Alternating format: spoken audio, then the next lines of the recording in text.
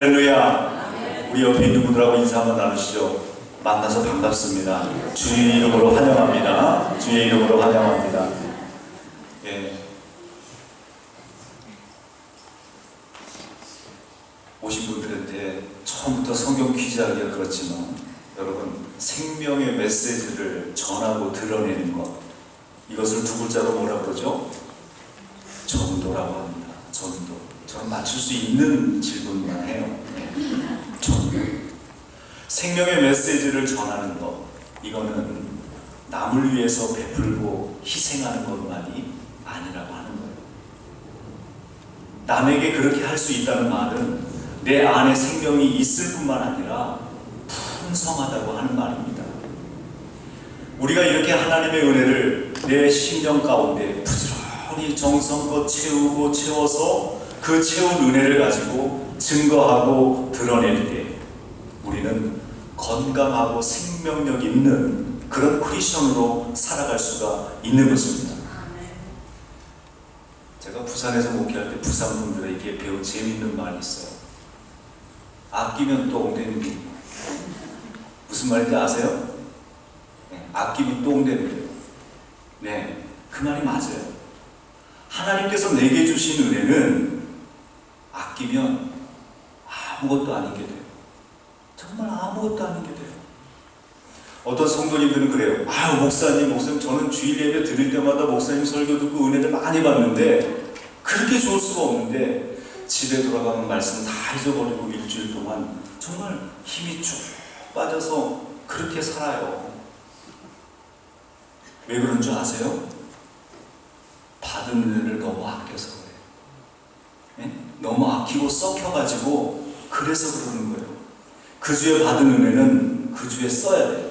어떻게? 자꾸 입으로 시인해야 돼요. 자꾸 입으로 간증해야 돼요. 자꾸 입으로 하나님께 찬양을 드려야 되는 거예요. 나에게뿐만 아니라 다른 사람 앞에서도 하나님을 드러내고 증거해야 된다는 거예요. 그러면 그것이 나에게 큰 영적 힘이 돼서 나한테 돌아온다는 말이에요. 할렐루야. 이렇게 생명의 메시지를 자꾸 선포하고 전하고 나누는 것은 내 안에 생명의 불씨를, 여러분 아궁이에서 불 지펴보셨죠? 부채질하면 어떻게 돼요? 불씨가 막 확 살아 올라오잖아요. 그것처럼 우리의 생명의 씨앗을 부채질해서 그 불꽃이 확 일어나는 것과 활활 타오르게 하는 것과 같다는 말이에요. 성경의 말로 하면 성령께서 성령 충만하게 역사하시게 하는 것이다 이 말입니다. 여러분, 예수님께서 제자들에게 말씀하시잖아요. 너희들이 어디든지 가서 그 집에 복을 빌어주어라. 그들이 복을 받을 만한 집이면 복을 받을 거고, 받을 만한 사람이 안 되면 어떻게 된다고요? 그 복이 내 것이 된다 그랬어요. 마태복음 10장 12절 말씀이요. 나중에 기회 되면 찾아보셔요. 없는 말 지어내는 거 아니에요. 그렇죠? 그 복이 그 사람이 받을 만한 사람이 아니면 내 것이 된다 이 말이에요. 전도에는 헛된 것이 없다고 하는 말씀입니다. 성령 충만은 너희 것이라 이렇게 말씀하시는 거라 이 말이죠. 여러분, 이렇게 좋은 게 전도인데 제가 이렇게 좋은 것을 여러분에게 전하지 않으면 저는 좋은 목사가 될 수 없겠죠. 제자들이 이 오순절 마가의 다락방에서 성령 충만함을 받고 나니까 어떻게 돼요? 담대하게 복음을 증거하지 않습니까? 성령은 성도에게 구원의 보증으로 주시는 것이에요. 왜 주셨다고요? 하나님의 자녀가 하나님의 자녀로 온전히 살게 하려고, 뿐만 아니라 아직 하나님 알지 못하는 영혼들을 하나님께로 인도하라고. 내 능력 가지고 안 되니까 성령님을 의지하고 성령님과 대화해서 나도 잘 살고 그 영혼들 하나님께로 이끌라고 성령을 보내주신 거예요. 여러분 믿습니까? 아멘. 사랑하는 여러분, 생명의 메시지를 나에게 뿐만 아니라 내 이웃들에게 늘 증거할 수 있는 우리 시애틀 금단의 모든 성도들 되시기를 주님의 이름으로 축원합니다. 자, 오늘 우리가 읽은 말씀은 정말 대표적인 성령 충만했던 사람 스데반의 이야기입니다. 그 그는 짧은 기간 동안 복음을 증거했고 짧은 생애를 마쳤지만 성령 충만함이 뭔지 정말 우리에게 보여주는 존경스러운 신앙의 선배입니다. 스데반의 전도는 성령 충만한 전도인데 오늘은 스데반이 누구인지 또 그의 전도의 특징이 무엇이었는지 살펴보면서 세 가지로 은혜를 나누려고 합니다. 첫 번째로 스데반은 초대교회 최초의 집사였고 성령 충만해서 자기의 사명을 전도라고 믿고 활동했다고 하는 것입니다. 초대교회는 지금으로 얘기하면 목회자와 평신도만 있었습니다. 베드로와 다른 제자들, 즉 사도들이 교회를 이끌어가는데 점점 믿는 자들의 숫자가 늘어났어요. 양들을 돌보다가 보니까 사도들이 할 일이 자꾸 많아지게 됐어요. 여기서 부르고 저기서 부르다 보니까 몸뚱이 하나로 감당이 안 됐습니다. 그러니까 번아웃 되는 거예요, 목회자가. 그런데 사도 베드로에게, 즉 사도들에게 가장 중요한 할 일이 있었어요. 그건 모든 목회자에게 해당되는 거예요. 여러분 뭘까요? 목회자에게 가장 중요한 거. 기도하는 일과 말씀을 읽고 전하는 일이에요. 기도하는 일과 말씀을 읽고 전하는 일. 여러분들, 에이, 그거 뭐 매일 하는 건데, 늘 하던 건데, 뭐 하루 안 하면 큰일 나요? 여러분 그렇게 말씀하실 수 있을지 몰라요. 하지만 목회는 제 능력으로 하는 게 아닙니다. 그러니까 하나님께 자꾸 붙어 있어야 되는 거예요. 하나님 곁에 가서 하나님 지혜 주세요. 하나님 능력 주세요. 하나님 은혜 주세요. 하나님 감당할 수 있는 모든 능력을 저에게 부어주세요. 지혜 주세요. 전한 말씀 주세요. 이 교회를 친히 하나님께서 주장하여 주옵시고 이 교회를 사용해 주시옵소서. 자꾸 하나님께 의지하고 부르짖어야 하는 거예요. 안 그러면 제가 절대로 여러분 위해서 목회를 할 수가 없습니다. 능력이 안 되는데 어떻게 목회를 해요? 지혜가 안 되는데 여러분은 어떻게 이끌어요? 제가 준비가 안 되는데 어떻게 강단에 서서 말씀을 드리는 거예요? 그렇습니다. 사도행전 6장 3절로 4절에 보면 사도들이 그렇게 번아웃될 지경에 이르러서 도저히 자신들의 능력으로 감당이 안 되니까 성도들에게 이렇게 얘기해요. 형제들아, 너희 가운데서 성령과 지혜가 충만하여 칭찬 듣는 사람 7을 택하라. 우리가 이 일을 저들에게 맡기고 우리는 기도하는 것과 말씀 전하는 것을 전무하리라. 아멘. 무슨 말씀이에요? 내가 이 일 저 일, 사도들이 이 일 저 일 다 하려고 하니까 도저히 감당이 안 돼요. 너희들이, 당신들이 교회 일, 선교하고 구제하고 서로 사랑하고 모이는 일에 힘쓰는 일들은 당신들이 하시오. 나는 기도하고 말씀을 증거하는 일에 최선을 다하겠소. 그렇게 해서 7 집사를 뽑았는데 그 중에 한 명이 누구라고요? 스데반이었어요. 이렇게 해서 집사들을 세웠더니 목회자의 사역이 힘을 받고 온 교회가 더 좋게 달라지기 시작한 거예요. 여러분 그렇잖아요. 7절에 보니까 하나님의 말씀이 계속 퍼져나가서 예루살렘에 있는 제자들의 수가 부쩍 늘어가고 이 도에 순종하는 사람이 많았다. 할렐루야. 여러분 그렇습니다. 집사님들이 세워지고 직분자들이 세워지고 모이기에 힘쓰고 교회 일에 힘쓰고 또 서로 덕을 세우고 칭찬하고 격려하고 사랑하는 말을 하고 또 서로 도우려고 애를 쓰면 그 교회 나오지 말라고 해도 나오죠. 이런 좋은 소문들이 주위에 퍼져나가니까 오늘 여러분들 이 교회에 모여서 예배드리는 것처럼 믿는 자들의 숫자가 늘어가기 시작했다고 합니다. 여러분 그러면 목회자는 뭐에만 신경 쓴다고요? 기도하는 일에, 말씀을 증거하는 일에. 그래서 이따가도 뭐 광고하겠지만 제가 다음 주부터는 9월 달에는 하나님 이런 교회 되게 해주세요. 이런 교회 되게 해주세요. 하나님께서 역사하시는 교회, 말씀으로 여러분들을 먹이는 데 최선을 다할 수 있게 된다고 하는 겁니다. 사랑하는 여러분, 우리 교회 집사님들 뿐만 아니라 모든 직분자들이 맡겨진 일을 잘 감당해서 우리 교회가 날로 숫자가 늘어날 뿐만 아니라 모이기에 기쁨이 넘치고 하나님의 능력이 나타나는 그런 재단 되기를 축복합니다. 두 번째는 스데반은 사람을 보지 않고 위를 보고 전도했다고 하는 거예요. 사람을 보지 않고 위를 보고 전도했다. 스데반이 은혜와 능력이 충만해서 생명의 메시지를 전하니까 많은 사람들이 그를 통해서 주님께 나왔습니다. 반면에 예수님을 하나님의 아들로 믿지 않는 이스라엘 사람들이 시기하기 시작했습니다. 오늘 성경에 보면 스데반을 향해서 이를 갈았다 그래요. 생명의 메시지를 전하는 그 스데반을 향해서 돌을 던져서 결국은 스데반이 돌에 맞아 순교하는 장면이 오늘 우리가 읽은 장면이에요. 여러분, 왜 초대교회 총사령관과 같은 이 베드로보다 스데반이 먼저 순교하느냐 말이에요. 왜 사도도 아니고 집사가 스데반이 먼저 죽느냐 이 말이에요. 스데반은 헬라파 유대인이에요.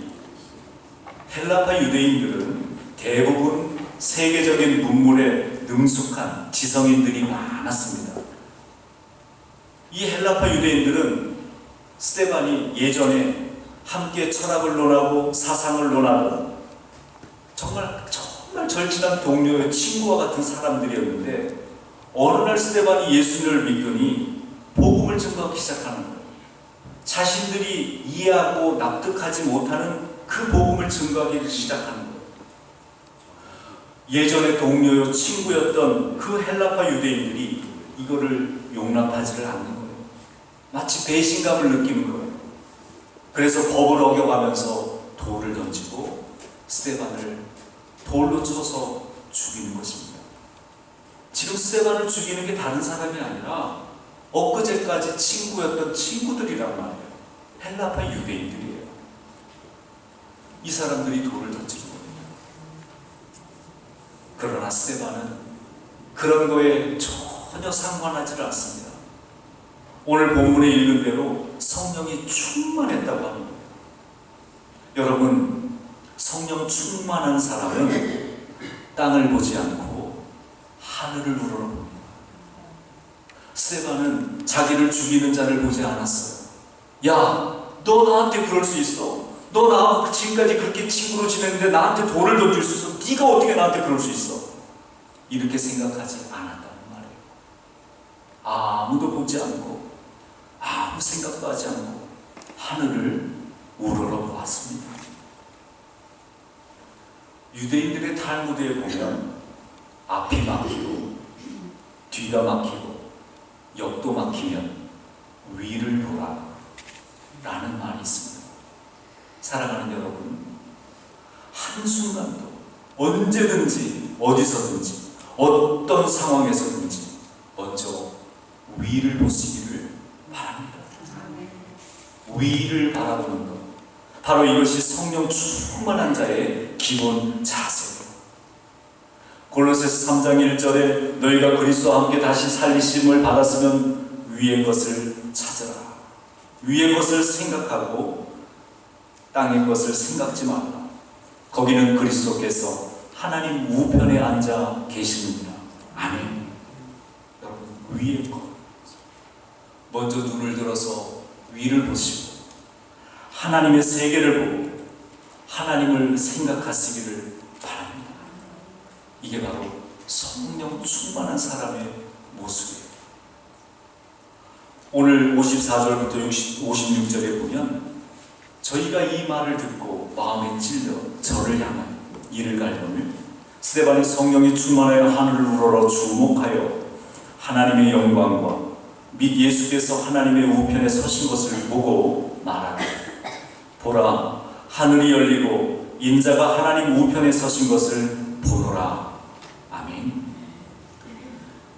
이스라엘 사람들이 격분해서 스데반을 향해서 이를 갈며 그때에 스데반은 전혀 동요하지 않고 하늘을 쳐다보았는데 오늘 성경 말씀에는 주목했다 그래요. 주목했다. 하늘을 우러러 주목했다. 집중적으로 보았다는 말이에요. 이 말은 그 외에 다른 생각을 전혀 하지 않았다는 말이에요. 그 외에 아무것도 보지 않았다는 말이에요. 집중적으로 주목해서 concentration, 집중해서 쳐다보았다는, 하늘을 쳐다보았다는 말. 그때의 하늘이 열리는 것을 보았고, 그때 나를 위해 십자가를 지신 그리스도를 보았다고 하는 말이에요. 나를 기다리고 있는 예수님을 보았고, 서서 어서 올라와라 기다리고 계신 그 주님을 보았다는 말. 그때 그리스도가 보였다는 말입니다. 그리스도가 자기 자신을 보여주신 것. 우리가 하늘을 우러러 볼 때에, 그것도 집중적으로 concentration, 집중해서 볼 때에 우리는 주님을 보고 주님을 만날 수가 있는 것입니다. 사랑하는 여러분, 나를 살리시려고 죽어주신 예수님을 주목해서 집중적으로 보시기를 바랍니다. 우리가 살아가는 이 페더럴 웨이, 이민자 사회에서 우리가 바라볼 것은 사람의 관계가 아니에요. 물질이 아니에요. 자녀가 아니에요. 사랑하는 여러분, 나를 살리시려고 죽어주신 그 예수님을 집중적으로 보시기를 바랍니다. 나를 위해서 피 흘려 죽으신 그 십자가를 집중적으로 보시기를 바랍니다. 그때에 주님의 은혜가, 주님의 능력이, 주님의 사랑이 우리와 함께해 주신 것입니다. 그 능력을 볼 수 있고 경험하고 만나게 되는 것입니다. 사랑하는 여러분, 우리가 은혜 받은 것을 유지하기 힘든 이유가 있어요. 왜 그런 줄 아세요? 세상은 어지럽고 죄악되고 늘 바쁘고 유혹으로 가득 차 있습니다.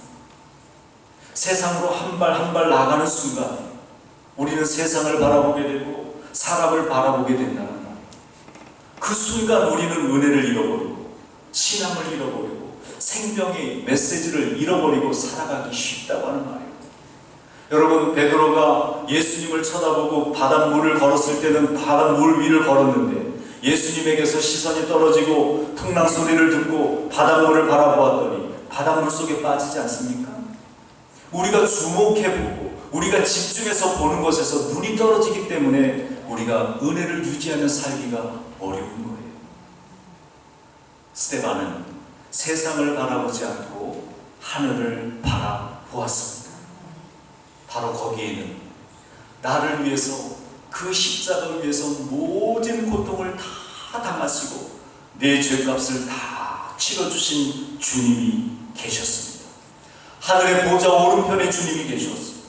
사망 권세도 이기시고 나에게 부활하신 영광을 보여주신 그 하나님이, 그 주님이 계시는 것입니다.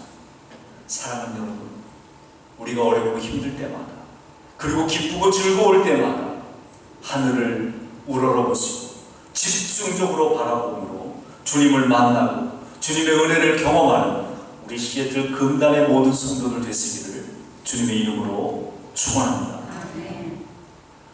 세 번째로, 스데반은 주님께 자신의 영혼을 바치는 전도를 했다고 하는 말입니다.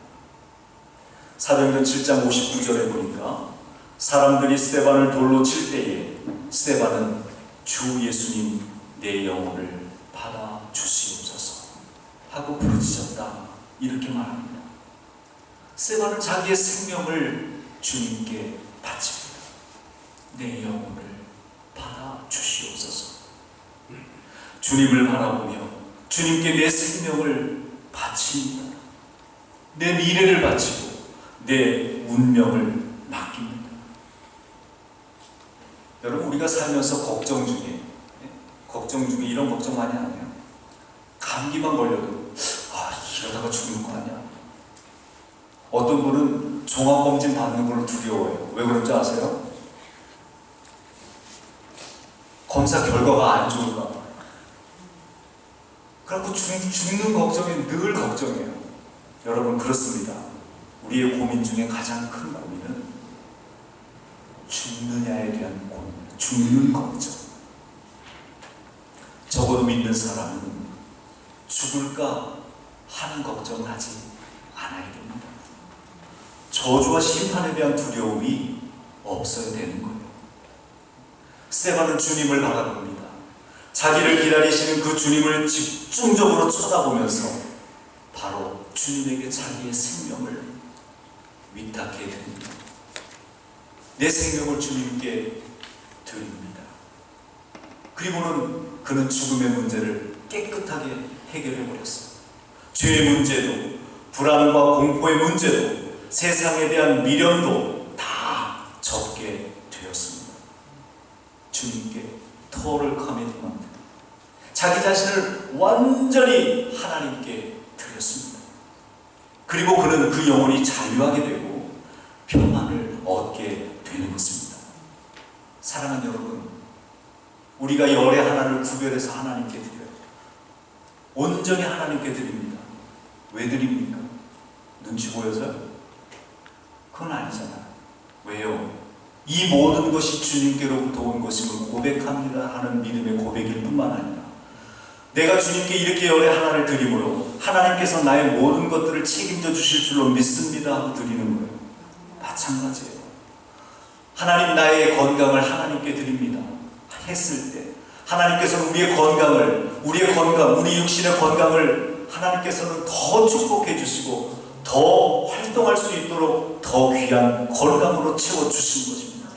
마찬가지예요. 내 자녀를 하나님께 드립니다. 내 자녀는 내 것이 아니라 주님의 것인데 내 자녀를 주님께 맡겨드립니다 했을 때 주님께서는 그 자녀를 사무엘처럼 하나님께서는 놀랍게 세워주시고 사용해 주시는 것입니다. 마찬가지예요. 하나님, 내 생명을 드립니다. 내 생명을 드릴 때 그래 내가 너를 죽여주지 하실 분이 아니란 말이에요. 그 생명을 하나님의 것으로 삼으시고 그 생명을 필요한 곳에 사용하신단 말이에요. 더 값어치 있게, 더 귀하게, 더 높이, 더 거룩하게 하나님은 반드시 사용해 주신 것입니다. 사랑하는 여러분, 스데반 집사만 특별하게 성령 충만한 전도를 한 게 아니에요. 그의 성령 충만한 전도는 예수를 핍박하던 사울이죠. 사울의 회심의 결정적인 계기가 됐고 사도 바울의 복음 전도의 열정은 지금까지 약 2000년 이상 동안 현재 이르기까지 수없이 많은 성령 충만한 전도자를 낳았던 것입니다. 특별히 스데반 집사와 아주 유사한 전도를 했던 한국의 스데반, 오늘 한국의 스데반에 대해서 제가 여러분에게 말씀을 드리려고 해요. 그는 토마스 선교사입니다. 토마스 선교사는 1863년 영국 선교사로 원래 중국에 파송을 받습니다. 근데 중국에 파송을 받아서 갔는데 아내 캐롤라인이 그곳에 부임해 가자마자 1년도 안 돼서 임신을 했다가 유산을 하고 또 그 후유증으로 병사를 하게 됩니다. 여러분, 선교사로서 가장 믿고 듬직한 동역자를 잃는다는 거, 이것처럼 괴롭고 힘든 일은 없을 거예요. 그 어렵고 힘든 상황을 잊어버리기 위해서 그는 더 열심히 복음을 증거하고 노방전도에 힘을 씁니다. 그러다가 파송받았던 지역을 떠나서 산동반도, 우리나라 조선반도의 이 태안반도 위에 그 평양이 있는 쪽에 좀 튀어나온 데 있잖아요. 거기하고 제일 가까운 데가 산동반도예요. 그곳에서 머물게 되었는데 그곳에서 조선인들을 만나게 됩니다. 근데 자기가 알고 있었던 중국 사람들과 조선인들이 기질이 많이 달라서 많이 애착을 가지고 있으면서 조선인들과 대화를 하다 보니까 참 신앙심도 있고 그 다음에 조선이 겪고 있는 그런 어려움들에 대해서 듣게 됩니다. 천주교가 들어갔지만, 캐톨릭이 들어갔지만 어때요? 신자는 5만 명이나 되고 신부 수는 11명밖에 안 되는데 믿었다는 게 발각이 되면 처형을 당하고 순교를 당한 그런 이야기들을 많이 듣게 돼요. 그래서 마음속으로 애착을 갖게 되는데 하루는 저녁 식사를 하면서 그 조선인들을 초대해서 식사 감사 기도를 부탁을 드리는데 이 조선인이 정말 조금도 망설임 없이 기도를 하는데 얼마나 간절하게, 얼마나 정성스럽게 하나님께 기도를 하는지, 그 뜨겁게 부르짖는 그 기도의 모습에 감동을 받습니다. 그리고 식사를 마치고 그 조선인들과 함께 대화를 하는데 조선에 대한 상황들, 이런 여러 가지 이야기를 들으면서 성령께서 그의 그런 진지한 대화 가운데 함께 하시면서 이 토마스의 마음을 막 움직여주는 거예요. 그러면서 내가 어떻게 하면 조선을 선교할 수 있을까 하는 그런 마음을 가지면서 조선에 깊이 빠져들게 됩니다. 같은 선교의 소속이었던 윌리엄스는 조선에 대해서 이렇게 보고를 합니다. 저는 조선이 현재 어떤 나라인가 하는 것보다 앞으로 어떤 나라가 될 수 있는가 하는 점을 강조하고 싶습니다. 분명히 조선은 큰 역량을 지닌 나라입니다. 조선인들은 절대로 평범한 사람들이 아닙니다. 그들은 부지런하고 빈틈이 없으며 영리하고 게다가 단호한 성품을 지니고 있습니다. 토마스는 조선을 위해서 내가 그곳에 가서 꼭 하나님의 복음을 증거해야겠다, 굳게 결심을 하고 이제 그 모든 것들을 실행에 옮깁니다. 몇 번의 우여곡절 끝에 1866년 많은 양의 성경을 준비해서 평양에 갈 준비를 다 마쳤습니다. 그때 선표로 준비된 것이 제너럴 셔먼호예요. 그 당시 조선은 어떤 정책을 썼죠? 대원군이 쇄국 정책을 썼어요. 그러니까 평양에 선교사가 들어간다고 하는 것은 말도 안 되는 거예요. 제너럴 셔먼호를 타고 대동강을 통해 가지고 평양으로 들어가려고 하는데 이제 이 제너럴 셔먼호의 오만함과 또 조선의 쇄국 정책으로 인해서 도저히 안 돼서 평양 감사가 셔먼호에게 공격 명령을 내립니다. 그래서 그 배에 불이 붙고 셔먼호는 좌초가 되는 거예요. 토마스 선교사는 죽음이 가까운 것을 느꼈고 그는 한 권의 성경이라도 조선인들의 손에 쥐어주기를 원했습니다. 그가 마지막으로 할 수 있었던 것은 배에서 뛰어내려서 자신을 향해서 공격하는 그들에게 성경을 전해주는 일이었습니다. 토마스 선교사 자신도 그의 생명을 주님 앞에 드리는 순간이 왔다고 하는 것을 느꼈기 때문에 더 이상 주저함이나 두려울 것이 없었습니다. 그는 타오르는 불길을 뚫고 한 권의 성경을 가슴속에 품고 배에서 뛰어내렸습니다. 대동강 북섬에 기어 올라온 토마스는 조선 군인에게 붙잡혔고 그 앞에 서 있는 그 병사에게 예수를 믿으라고 하면서 자신의 가슴속에 품고 있었던 성경을 그에게 전해주었습니다. 그러나 그 병사는 잠시 멈칫하더니 곧 뿌리치고 그가 가지고 있던 칼로 토마스 선교사의 가슴을 찔렀습니다.